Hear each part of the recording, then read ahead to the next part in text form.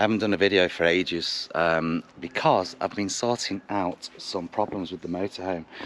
Let me show you. So, here, the awning rail was coming apart, and what was happening is underneath, so just underneath here, all the corner units are wet. And part of the reason is the people fixing the motorhome aren't doing a great job. So this, for example, was leaking because it wasn't sorted here. So here what was happening was water was coming in, going into all these little holes that weren't sealed up properly. So I've decided to take matters into my own hands, and I got another quote to get this rail and this one here just behind the door fixed. Now, bearing in mind that the rails aren't very expensive at all, to get those two fixed was £1,000 was the quote.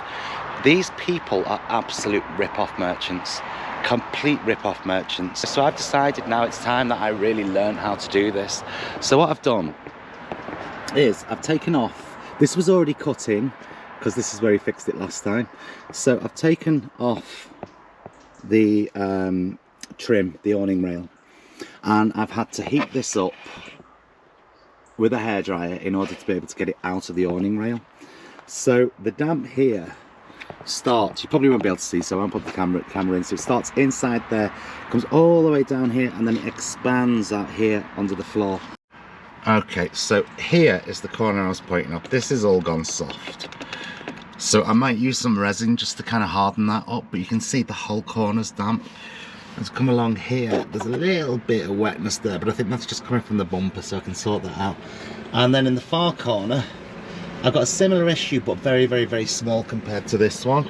When you're resealing your motorhome, it's really important that you get rid of all, not just a bit, all of the sealant that's left, because that mouldiness that gets into the sealant will only rot your new sealant. And you might think it looks all neat and tidy, but water can get into the tiniest of hairline spaces.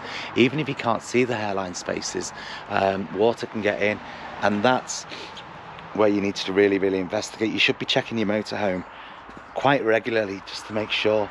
What I've decided to do is I'm going to take this awning rail, because I'm finding it difficult to get anywhere near the awning rail I've got. I'm going to take this one here. So I'll show you this problem in another video. But I'm going to take this awning rail off here, because I can put a new one on. This just starts here, so it connects there. You put a little kind of corner piece there.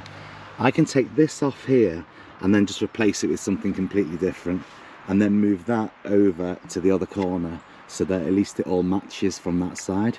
Here I'm not so bothered if this one is looking different.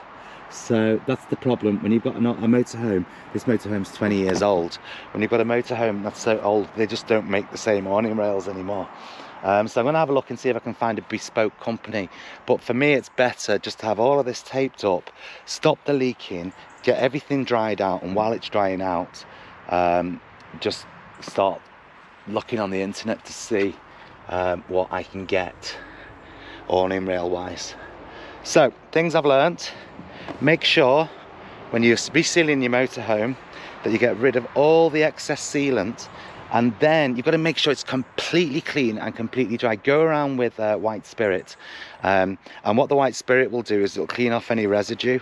What I'm doing then now is taping it back up, and I'll give it another really, really good clean before I fit the new awning rail in. So whenever that will be, I don't know, so I'll keep you posted. But yeah, don't learn the hard way, because I've spent so much money getting ripped off from these companies.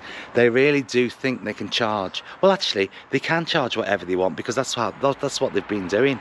And the problem is, people are paying because they don't want to tackle the job themselves. But taking this awning rail out has been so much easier than I could possibly have thought. I thought it was going to be an absolute nightmare of a job. It took about maybe an hour. Keep your awning rails in case you need to cut into them. And you might if you catch any part of your motorhome on anything and it tears slightly, these awning rails, then at least you've got spare ones. So keep them to one side, don't throw them away. But this one's bent, so I'm hopefully going to be able to take that other awning rail off and it not to bend. So I'm just going to take a little bit more time. I didn't mind so much with that one because half of it was damaged anyway. I'm learning a lot and I feel like I can do it. But otherwise, getting all 4 corners fixed and then the rails fixed as well, you're talking about £2,500 to get everything done. I can do it with materials for at least maybe 80 quid, 90 quid. And then of course there's my time. But I'm kind of enjoying doing it. The only problem is I'm in the UK, so it rains all the time. That's why I'm going to make sure that I've got a really decent duct tape just to keep it covered whilst it's raining. And then when it's not, to take that off and let the air get to it so that it's fully dried out before I mount anything permanent on it.